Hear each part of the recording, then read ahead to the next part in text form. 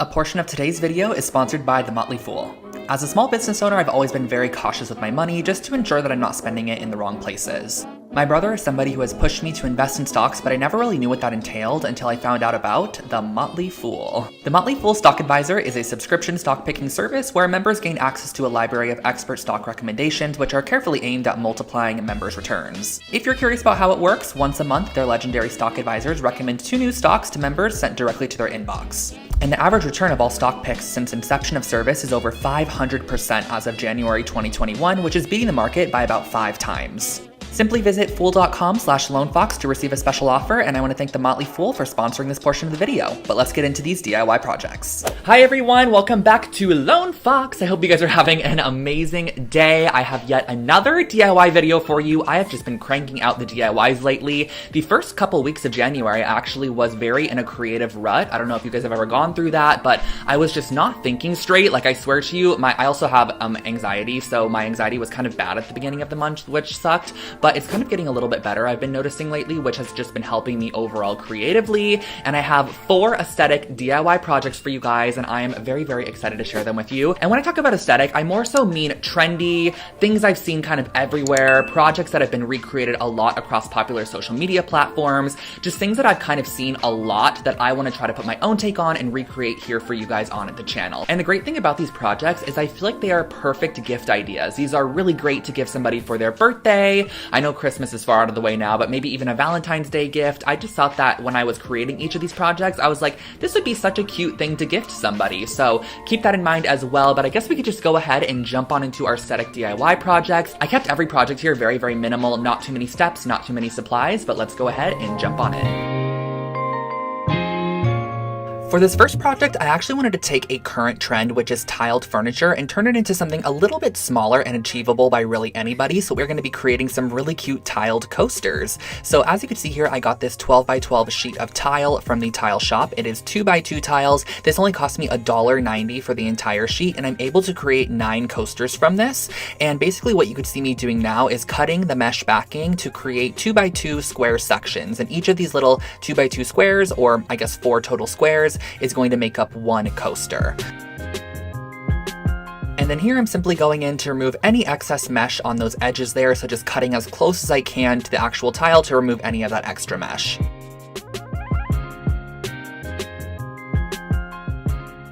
And then I kind of realized that I needed something to put this tile on top of because I didn't want it to crack, and the actual mesh it's on is not sturdy at all. So I ended up hot gluing this down to some cork material, and I wish I had a thinner cork honestly, but this cork was a bit thicker. I got this at the craft store a long time ago and I've had it in my stash. So I just went ahead, I glued the tiles down, and then I used a pair of scissors to cut around the edges, but I highly do suggest actually using an X-Acto knife. It just creates a little bit of a cleaner edge because cork can be a little bit messy, but I did go ahead and back all of my coasters with this cork material just to kind of create a sturdier base, and it also will allow us to then grout them to where they have like a base for the grout to sit on.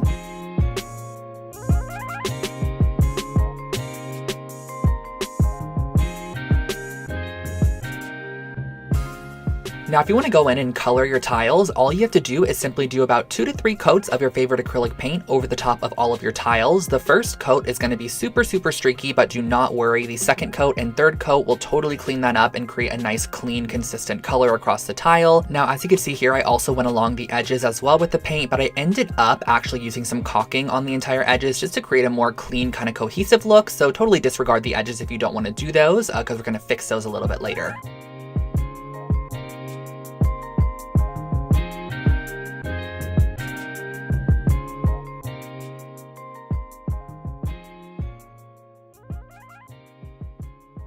Now, grabbing a hard coat sealant, I'm going to lock in that color by applying 2 generous coats of the hard coat sealant. This is just really honestly going to create like a nice hard scratch resistant coating on top of your paint, so you don't have to worry about that. And then once it is dry, we're going to go in with our grout here. So I got this pre-mixed grout at a flooring store close by. I've had this for a while, and I actually used it on a larger scale project that's coming out in a video in probably February.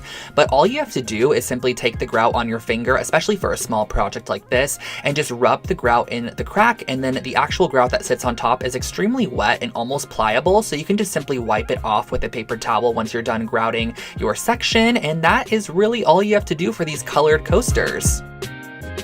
And of course, the white ones were a little bit more simple because all I had to do for these ones was just go in with our grout mixture, kind of press it into the cracks, smooth away any extra, and then wipe off any excess with a damp paper towel to ensure we have a nice clean finish.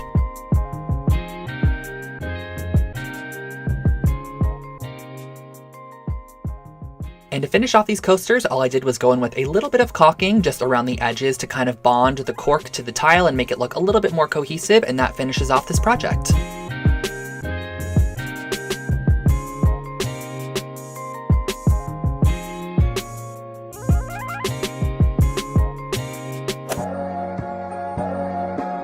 This next project, we are going to be using some of these large scale shells, and this is just so cute. I'm going to share with you guys a couple different styles of how to create your very own kind of shell trinket dishes that have a hand painted pattern on them. I just love this idea, and I saw a lot of people actually using these shells as candles, and they were pouring wax on the inside of them, and I thought it was just so cute. But I was like, what if we go ahead and kind of turn these into miniature little trinket dishes? And I thought these would be such a nice gift idea. And I also do feel like shells in general as a shape is kind of a trend right now, so I really wanted to go ahead and use these shells. And then on this first one here, I used some black acrylic paint and almost created this like paint stroke polka dotted pattern. It reminds me almost of like a Dalmatian or just like, you know, a little speckled situation. I think it's really cute though, so I went ahead and I applied all the little black speckles onto this one.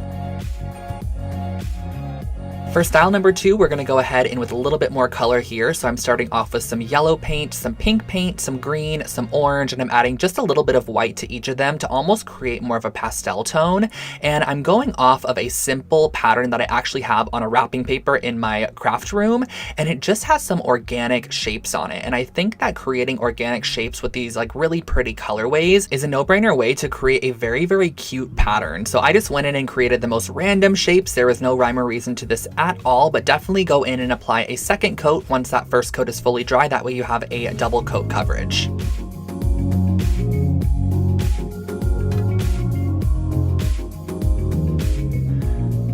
And style number 3, the first part of this was filmed completely out of focus, but I feel like you guys totally understand what I did here. I just went in the crevices of the entire shell and added this peach toned paint, which I think kind of created a more pastel, a little bit lighter and airier feel, which I love as well. And of course, the last step is just going to go in with a hard coat finish, something that has like a little bit of a gloss to it or a sheen just to protect your surface, makes it wipeable. You could put your jewelry in here, add whatever you want, but imagine gifting this to somebody and saying that you hand painted this little shell trinket dish. I think it's such a cute idea. And it's super simple and affordable to recreate as well.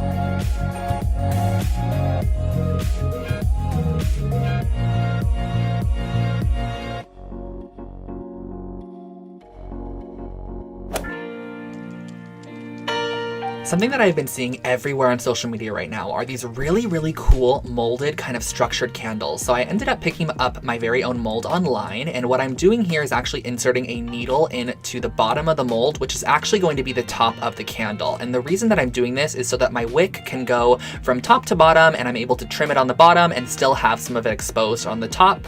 I do feel like these candles are more so just little decorative elements. You wouldn't actually burn something like this, but now that my wick is inserted, we can go ahead and melt down our wax. So I am using some soy wax here, and I heated up some water. I put the wax inside of a little measuring cup, and I'm melting this down, double boiler method, I believe that's what it's called, where the boiling water is essentially going to be melting down the candle wax. Just make sure to stir occasionally and mix up that wax so that it gets fully melted down and dissolved. I also picked up these concentrated colors for candles, and these are essentially like dyes that you can pour into your wax to color them. So I opted to go ahead and use this brown one because I thought a brown candle would look quite nice. So I mixed in a couple droplets of that brown color, and I ended up adding just a little bit more, so I got a darker shade. So that's what I'm doing here, just mixing that in. It melts down and it colors the wax, which I love. And here I thought I had a genius idea of opening the bottom of a paper cup. That way my entire mold can sit on top and the wick can go underneath the cup, and the other part of the wick can stick out the top. So I did exactly that, and I poured in my wax. But something I didn't realize was that this mold is very flimsy and the cup had a ridge on it, so it ended up actually indenting it. Now, when I'm holding the wick in place, I'm using one of these little wooden clips, but you're gonna wanna go ahead and let that wax fully cool, and you're gonna see exactly what I meant by those kind of impressions on the top. So when you unmold this, it is the most satisfying thing ever. It just peels right out, which I love. And then there is that wick. That's why I was telling you we needed the top and bottom, but as you can see on all of the corner balls, they're broken, and then I dropped it, which is just lovely. So I wanted to go ahead and do another one. So I remolded up my mold with the little wick in there, and I just left this sit on a flat surface as opposed to on top of the cup, and it actually worked so much better. So after about an hour, I was able to unmold it, and this one is a little bit lighter than the last one, which I love because now I kind of have two different brown toned candles, and honestly, they just turned out so cute. I think these look so expensive, and they only cost a couple of dollars to create.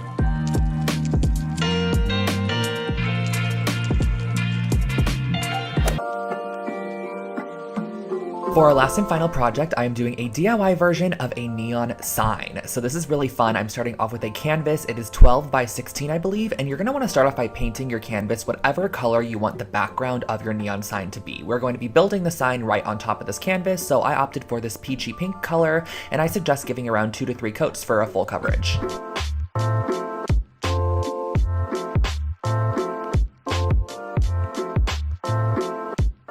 I then went in with a pencil and I just traced out what I wanted my neon sign to say, and I ended up just doing like a very loopy cursive hello because I thought that would be kind of cute with the pink background, and I'm using this red LED strip, which is actually going to be the light up portion of our neon sign. So this is a very kind of thin cable that has a light running through it essentially, and it's very pliable and bendable, and you can also adhere it to any surface. So I'm going to be using some super glue, tracing my pencil line and just tapping down the little thread as I go, and this adheres so quickly and simply, you guys. Like right as the actual LED strip touches that super glue, it's bonded, which is really nice. You do have a couple seconds to kind of peel it up or move it around. However, it just works really great with the super glue. So I went all the way around, went around my cursive word, and I did this. And if you don't have a cursive word, you can actually kind of sew the LED strip in and out of your canvas, if that makes sense, by poking holes, and that's how you can get some more block-like lettering. And next what I'm going to be doing is threading back down my strip underneath the canvas. That way it goes on the back side. This is how you're going to hide any of that extra LED strip, and you could still run it back up through the front in case you want to add more of it, which is exactly what I'm going to be doing. But first, just kind of fixing that letter O and making sure everything is in place.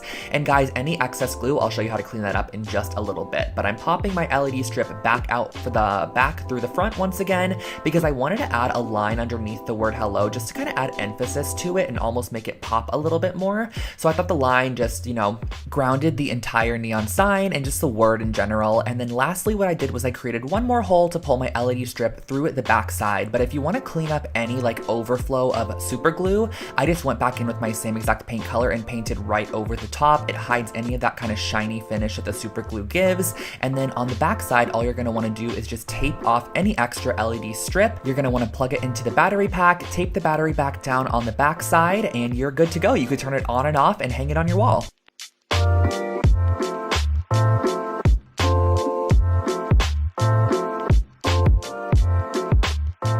And that, guys, finishes off today's video. I hope that you enjoyed this one. I definitely do feel like these projects are more of a younger demographic if you look at them. However, just keep an open mind because they are great gift ideas. They're perfect for Valentine's Day, and they're also perfect just DIY projects in general that you can totally change up, change the colors of things, change the placement, the finish to kind of match your own interior design style. And maybe you found something in here that you would like to create for your own space, which is my goal in every single video. If you are not already, make sure to subscribe to my channel. I post brand new home decor and DIY content every single week here on Lone Fox, and click that bell icon next to the subscribe button. That way you get notified when I upload brand new videos. And I'm gonna go ahead and let you go for the day. I hope you have a great creative rest of your week, and share with me your projects and DMs over on Instagram. I would love to see, but I'll catch you in the next one. Bye, guys.